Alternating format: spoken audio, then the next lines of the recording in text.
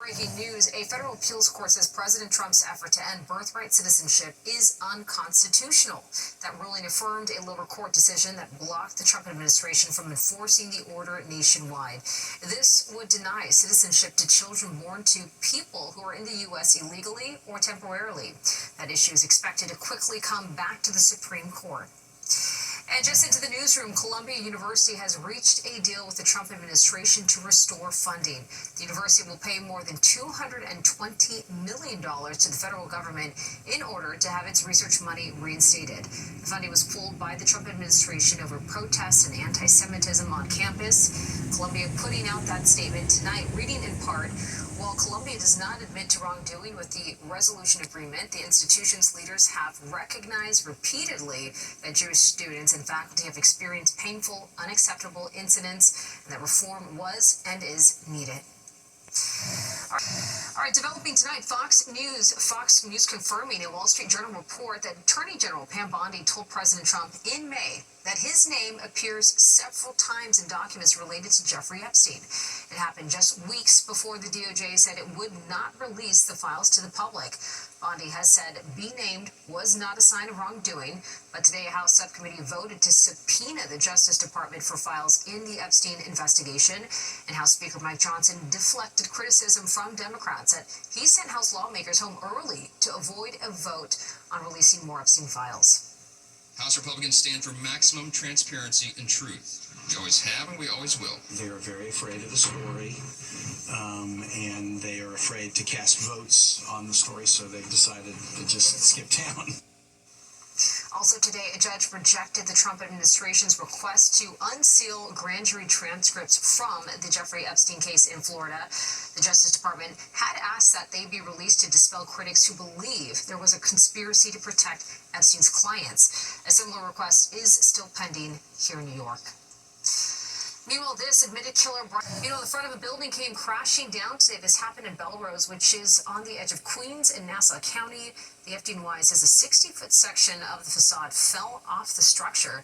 Skyfox was overhead. You can see the debris littering the roadway here. 3 people have minor injuries, including 2 children. Let's turn on the weather, and there is a change in the air.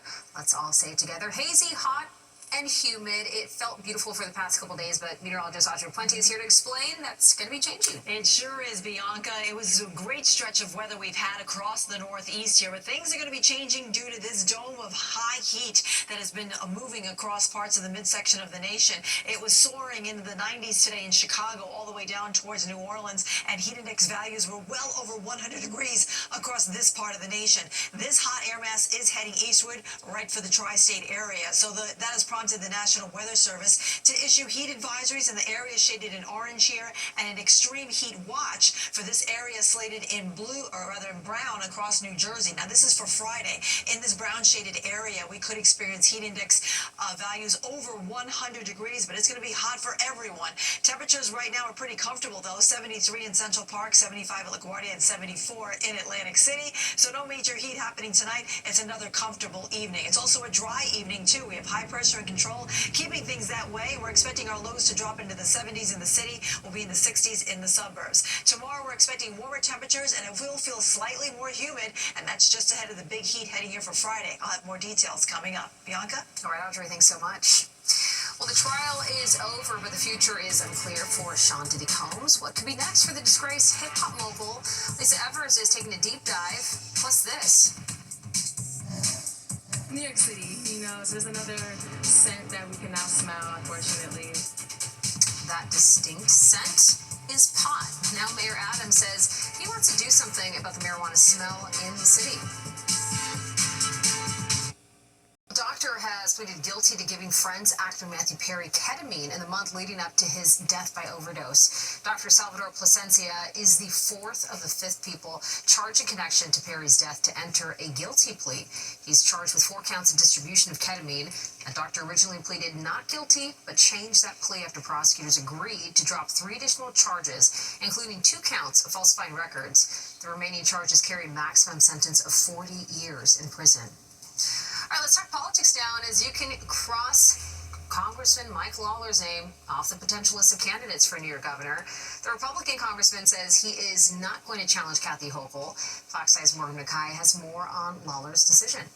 It wasn't an easy decision. Republican Congressman Mike Lawler choosing not to run for governor next year after teasing the possibility for the past 6 months, meeting with Republican leaders and donors across the state. Instead, Lawler says he will seek re-election in his battleground House district in the Hudson Valley next year, a seat Democrats have been trying to flip for years. I do believe that I'm best positioned to make the case against Governor Hochul. But ultimately, I do believe that I'm in a position right now where I can do the most good and represent my district. Lawler's decision to not run now paves the way for Republican Congresswoman Elise Stefanik, who has also been openly eyeing the seat. Stefanik, in a statement, said she will make the decision whether or not she'll be running after the November election.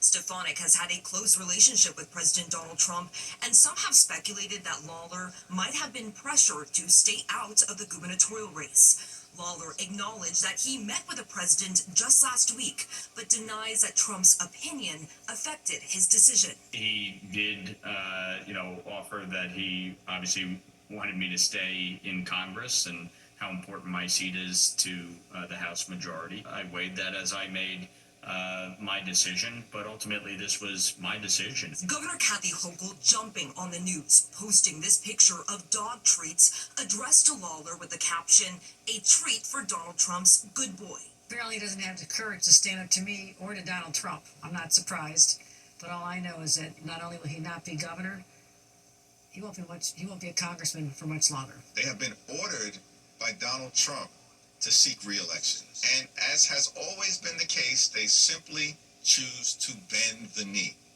There are at least 7 Democrats who are also running for Lawler's House seat next year. Reporting from the newsroom, I'm Morgan McKay, Fox 5 News. And from the governor's and mayor's races here in New York to the governor's race in New Jersey. Follow it all with Politics Unusual. Catch new episodes Friday at 6:30 on Fox 5 and Fox Local. Meanwhile, you can also watch it Friday nights, 8:30, and Sunday afternoons at 3:30 on My 9. Well, taking a stand, pay is taking center court in the WNBA as some of the biggest names are pushing for fair wages. And swim at your own risk, what you need to know if you're planning on beating the Heat at the Jersey Shore.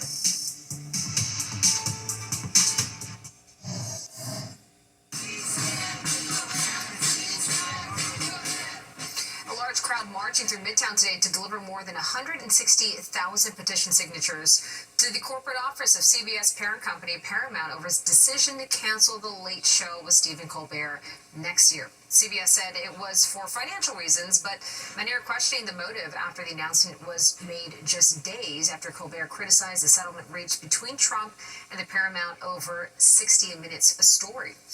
Now to a fair wage fight brewing in the WNBA, all of it playing out on a national stage after players, including Caitlin Clark, put on T-shirts reading, "Pay us what you owe us," during an All-Star Weekend game. Fox 5's Jennifer Williams is here to break down this drama. Jen. Well, Bianca, one of the big things to come out of the All-Star Weekend was a meeting on Thursday between the Players Union and the league. A new collective bargaining agreement needs to be reached before the current one expires on October 31st.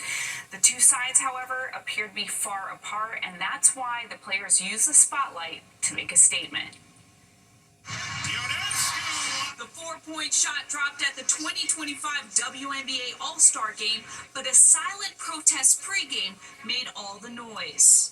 The All-Stars unanimously wore T-shirts that read, "Pay us what you owe us," during warm-ups in front of a sellout crowd with millions more watching. There is no league without the players, and the past, present, the ones coming up, they're the ones that have put in the blood, sweat, and tears for the new money that's coming in. Now that we are 100 days away from the expiration of this current CBA, they're doing what they do best, and that's using their platform to raise awareness. The players are pushing for a larger share of the revenue. Currently, they receive only 9.3% of league revenue, less than 1/5 the share of most other professional leagues. The men get 50% of basketball-related income. The women naturally want the same kind of deal. They want to have it be that as the league grows, and it is growing phenomenally, that their pay keeps pace with that. A higher salary structure is also on the table. The current max annual WNBA salary is $255,000. The average annual is just over $102,000. Caitlin Clark's 4-year rookie deal is less than $340,000, just over $78,000 this year. Right now, all the women's salary is doing is it's basically keeping pace with inflation. But, the rate of inflation is not the rate of growth of the WNBA. The WNBA doubled their revenue from 2019 to 2023, and then since then it's gone up even more. The WNBA's revenue is currently estimated to be around $200 million. Clearly, you're doing really well. That's why they gave you $250 million per franchise, right? Evaluations for teams are on the up and up in terms of the price to buy teams. And so players are seeing this, and no longer can they use the excuse that the league isn't profitable. They see the numbers right before their eyes. The WNBA also signed a new TV rights deal last summer that will reportedly pay the league $2.2 billion over the next 11 years, an average of $200 million per season. And it should be noted that Fox 5 has a broadcasting partnership with the New York Liberty. Bianca? Very interesting. Thank you for breaking that down for us, Jen. Meanwhile, it is our new normal, the smell of pot in the air on city streets. Now the smoke is getting the mayor and how he plans to clear the air. And coming together to remember the victims of a horrific crash in Chinatown while demanding change to make sure this does not happen again. Hot news. Well, hearts are heavy tonight in Chinatown as the community comes together to remember a man and a woman killed over the weekend after a car slammed into them. Police say the driver, who is now facing murder charges, slammed into the 55-year-old man and 63-year-old woman. Fox 5 Duarte Gialdino is at tonight's vigil with more. Last Saturday morning, Kevin set out on his yellow taxicab bike for a ride to Coney Island. His trip was cut short at an intersection known to some to be very dangerous. Kevin Kirkshank's sister and dozens of supporters laid flowers at the corner of Canal Street and Bowery. That's where a car sped off the Manhattan Bridge and hit Kevin, who was on his bike, and May Kwok, who was sitting on a bench. And it's time for the city to protect its cyclists, its elderly, and all of its residents. Police arrested 2 women in their 20s. Autumn Donna Asensio Romero is facing murder and vehicular homicide charges. Her passenger, Kennedy Leecraft, is charged with having a gun and stolen property. Kevin was part of an advocacy group called Families for Safe Streets. They say this intersection has been dangerous for years. Deputy Borough President Keisha Sutton James says nearly 80% of households here don't own cars. More than 10,000 seniors and 5,000 children live nearby. When we have such a vulnerable population, we have such a dangerous intersection, what is the delay? Why has this issue not been addressed? The Borough President's Office is demanding the DOT produce a full traffic redesign plan within 30 days, erect more barriers, and reduce speed limits right away. Over 4,000 New Yorkers a year are injured in these not accidents, but crashes. According to data from the Manhattan Borough President, since 2014, 12 people have died on Canal Street between the Manhattan Bridge and the West Side Highway. More than 700 others have been injured. The borough president, joined by other elected officials, sent a formal letter to the Department of Transportation. Behind every crash are families and friends trying to make sense of sudden loss. They say this isn't just about traffic design, it's about saving lives. In Chinatown, Duarte Geraldino, Fox 5 News. Meanwhile, a 14-year-old girl is in the hospital with serious injuries after being hit by a bus. This happened in Damaris, New Jersey around 9 this morning. The Bergen County Prosecutor's Office says the teenager was airlifted to the hospital. The driver of the bus remained on scene. That teen is in serious but stable condition. And animal rights advocates rallying outside of City Hall today, calling for an end to the horse carriage industry. They're urging the City Council to pass Riders' Law. It comes after a Central Park horse carriage driver was found not guilty of abusing a horse named Ryder, who collapsed in Midtown in 2022 and was later euthanized. The proposed legislation would phase out the horse carriage industry by prohibiting new licenses from being issued and would ban horse-drawn cabs after June of 2026.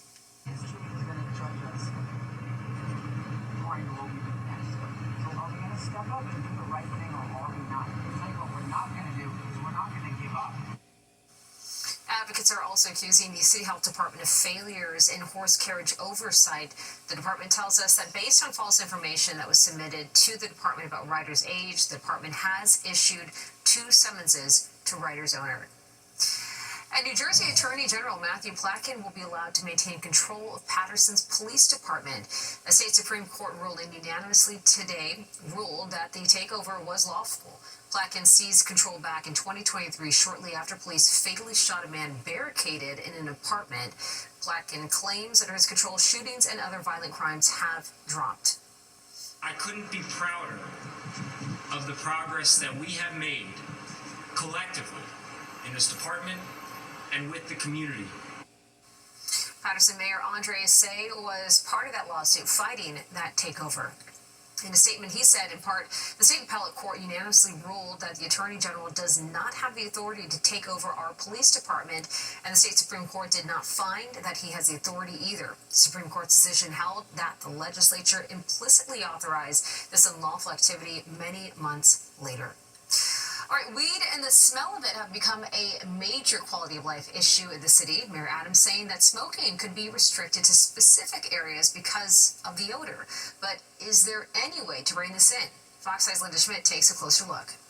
Well, I don't care where you go in the city. You could be here on 3rd Avenue. You could be on Park Avenue. You could be down at Union Square or the Upper West Side. You are bound to smell weed in the air. But Mayor Adams would like to change that. It's New York City, so there's another scent that we can now smell, unfortunately. If I'm walking by, it doesn't bother me. I guess I'm a fast walker. But if I'm with my daughter, then yes, it absolutely bothers me because I don't want her to be exposed to it. It has quickly become a smell that is part of the city's landscape. Weed wafting everywhere. I feel like I'm used to it. I'm in New York City. It's one of the better smells, to be honest with you. So you don't mind the smell? Oh, the contact will relax you. Maybe just keep everybody calm in the city. But Mayor Adams would like to limit where you can smoke weed. I think it should be relegated to certain areas that you can smoke marijuana, not throughout the entire street, because you do smell it everywhere. The mayor making that comment on the New York Post's Podforce One podcast. He thinks the state legislature should have imposed restrictions when it legalized weed. I think that's one of the negative impacts of our cannabis law that the state government passed. For now, though, nothing is changing. The only thing stronger than the city hustle is the haze. Linda Schmidt, Fox 5 News. Meanwhile, a new feature from Uber, how the company is hoping to make women feel more confident and comfortable with an important update to the app. Plus this. Mind-boggling. This is so disruptive to my life. Post office problems. The doors are locked and no mail is going in or out. What is to blame for this inconvenience? Well, swimming advisories have been lifted for 11 beaches in New Jersey. Earlier, the New Jersey Department of Environmental Protection had issued swimming advisories for potentially unhealthy water. The areas are being monitored for a type of bacteria found in animal and human waste.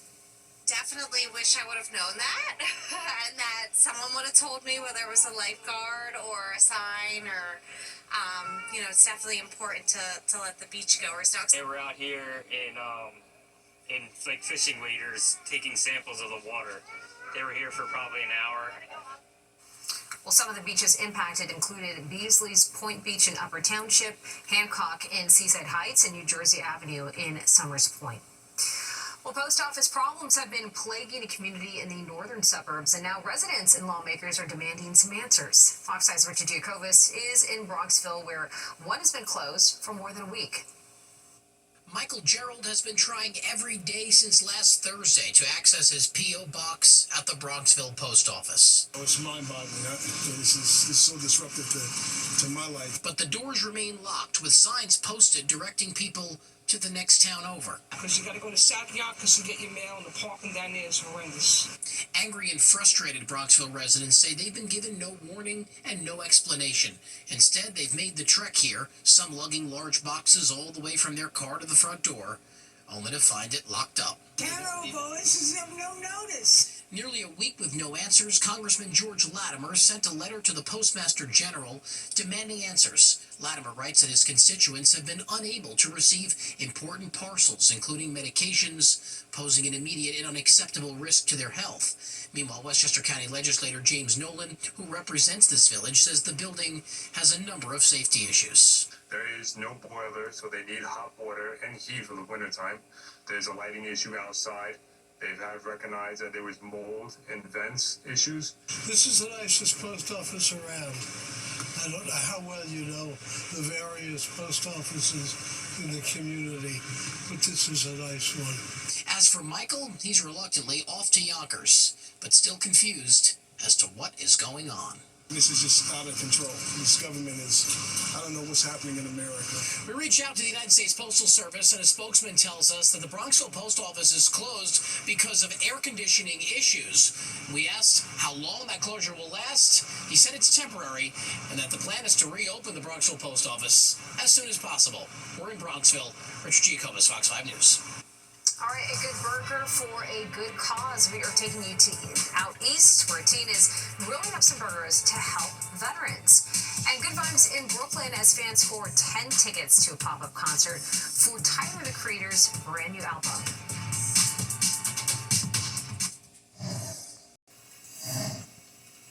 Well, New Yorkers, you already know, they love a pop-up and music. So tonight, the two coming together as crowds turn out to celebrate the release of Tyler, the Creator's brand new album. Fox 5's Stephanie Bertini takes us under the K Bridge Park.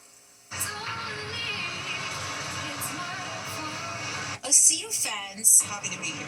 Most with tickets, others hoping to catch some luck. We're hopeful that we get tickets, but we don't have any. So you came looking for tickets? Yeah. All of them here to see Tyler, the Creator, perform. Some fans hoping to hear their favorites on his list of songs. Hoping to hear See You Again. Maybe Ring Ring Ring, but anything he plays is good with me. Tyler, the Creator, performing on this Wednesday night under the K Bridge in Brooklyn, a unique outdoor venue that connects Brooklyn to Queens. The space becoming more and more popular and fit to accommodate the massive crowd. Tyler, the Creator, announcing his surprise concert at the very last minute. He recently did something similar, performing at this pop-up concert in LA.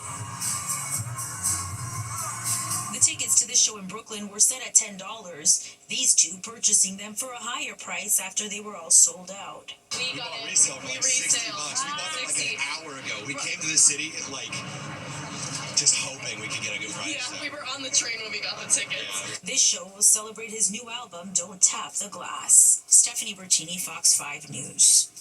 All right, time for weather as we take a live look outside right now. We got a break from the heat and humidity, but that is all about to change as we are noticing a difference in the weather. It's been so hot for us to deal with, but now we saw that dip. Audrey is here to talk more about that change in temperature. Audrey. We did. We had a nice break here over the last couple of days, Bianca, with refreshingly dry air in place, and temperatures were actually a little bit below normal for a change. In fact, today's high of 80 degrees is below our normal high, which is 85. This morning we start off at 69.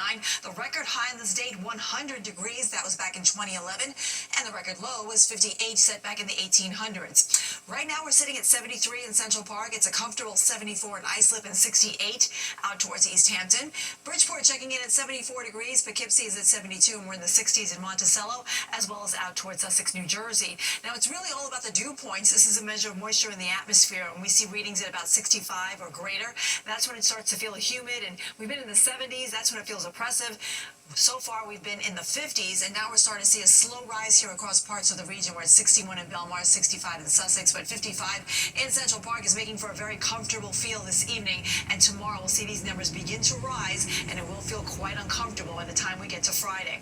Our winds are a little breezy at times, kind of gusting to 20 miles per hour. They're coming out of the south, keeping things a little bit cooler along the south-facing shorelines. Other than that, it's relatively dry and quiet across the region. We have high pressure in control. It's actually exiting its way out of the screen here. As it moves out to the east, it's changing our wind direction now from the south, and then tomorrow it'll be from the southwest. That's a very warm and sometimes humid air mass for us across the northeast, and that's why we're going to have temperatures that are going to be well above average, as well as humidity that's going to build up over the next couple of days. That's happening already to our west, where it's been very hot from Chicago all the way down to New Orleans. It's all ahead of a cold front that's currently bringing wet weather across, let's say, Minneapolis over towards Omaha and extending over towards Denver. That front will ignite showers and storms in our area by Friday. In the meantime, a quick check of the tropics here. The National Hurricane Center has been keeping an eye on an area of low pressure that's been moving out of northern Florida. It's moving into the Gulf, and while it has a low probability of developing into a tropical depression, they're still keeping an eye on it to see if something may spur up in some case way or some sort of scenario out in the Gulf over the next 24 to 48 hours. All right, closer to home here, we're going to be quiet tonight. We'll have some clouds rolling in overnight, so tomorrow we'll wake up with a mix of sun and clouds. Now, the difference with tomorrow than today is that it's going to feel a touch more humid, and the numbers are going to rise to above average readings as we move along through our Thursday. But it's going to be dry. We're not expecting any rain. Now, on Friday, different story. It's going to be very hot, and it's going to be quite humid. We're looking at heat index values in the upper 90s to about 100 degrees, and watch out for some scattered showers and thunderstorms rolling in towards the afternoon. Some of those storms could be strong to severe by Friday afternoon into the evening. So tonight we're going to drop down to about 68 in the city. Tomorrow we're going up to 88 degrees. That is well above average for this time of year. Again, factor in the humidity, and it's going to start to feel really uncomfortable, especially on Friday when we hit a high of 95. Feeling more like 100 on Friday. We do have dangerous heat warnings, or excessive heat watches actually in place here for Friday. Saturday it'll still be warm, but not as hot, with temperatures in the 80s as we go into the weekend. Of course, you can track it all with us on our weather app, which is Fox 5 NY Weather. Bianca? Oof, I got training to be a ball girl for the U.S. Open tomorrow. This sounds like a hair up kind of day, right? Oh, better tomorrow than Friday. There we go. Have fun. All right. Thanks so much, Audrey. Meanwhile, women Uber drivers and passengers will soon be able to match with one another for rides in select cities. Uber is testing out this idea in San Francisco, Los Angeles, and Detroit. The company decided to launch the pilot program after feedback from both employees and customers. Uber says drivers will be able to set their preferences in the app, and passengers will be able to do the same. I like the option, especially when I'm by myself, and especially if it's late at night, if I'm going home in the dark. I really like the option. Well, Lyft already has a similar option in place that allows women and non-binary drivers and passengers to connect. Meanwhile, a Long Island teen is helping our nation's heroes one burger at a time. Up next, how the high school student has launched a booming smash burger business that is helping veterans in need. It's the return of Harlem Week. Take part in a New York City tradition. August 1st through the 17th, with an extraordinary lineup of virtual and live events, celebrating everything from arts and culture to business and health. Including the Percy Sutton 5K run and walk, and the day that started it all, Harlem Day. For more information, visit harlemweek.com. Welcome back. Some new research revealing the benefits of a 4-day work week. That sounds nice, right? Compared to those who work the full 5 days, those who had a reduction of 8 or more hours a week in their schedule had a positive increase in mental health and job satisfaction and less feeling of burnout. The study was published in the journal Nature Human Behavior. Meanwhile, this Long Island teen is the brains behind a booming burger business that is proving much needed support to veterans in need. Fox 5's Jody Goldberg introduces us to the young entrepreneur to find out the inspiration behind the smashing concept. It's not your average butcher shop. And Will Burrell isn't your average teenager. The 18-year-old is serving up smash burgers inside Center Cuts in Mattituck. They're fresh off the griddle, and they're free for active duty service members and veterans. I would not be able to do any of this without their support and their sacrifice, so giving a burger and a drink, it's the least I can do. The rising senior who spends his summers on the North Fork came up with the idea of helping veterans after taking part in a military-style boot camp. I learned so much, and my perspective completely changed at that camp. Members of the Coast Guard who were in the area were among those treated to a free meal. Even if you tried to offer, he's like, nah, it's all good. We don't want your money. We don't accept it. It makes us feel appreciated and great here. This full circle moment began right here at the butcher shop where Will once worked. He's a pleasure, one of the best kids I've met.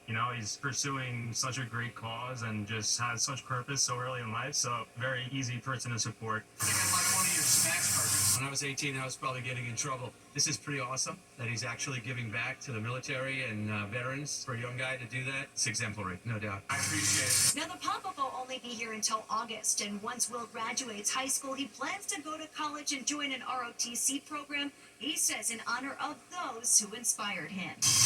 The patties with a purpose come with a side of kindness, messages written by hand on every bag. It's either have a great day or you were loved, like reminders, challenges, call someone you love and tell them you love them. 10% of the proceeds will support the mental health of veterans. Will says it's the least he can do for those who have served. Thank you for everything. There's no this without them. In Manitowoc, Long Island, Jody Goldberg, Fox 5 News. What incredible work he is doing at such a young age. All right, there is more of the 10 o'clock news straight ahead, but first, here are Ryan and Crystal.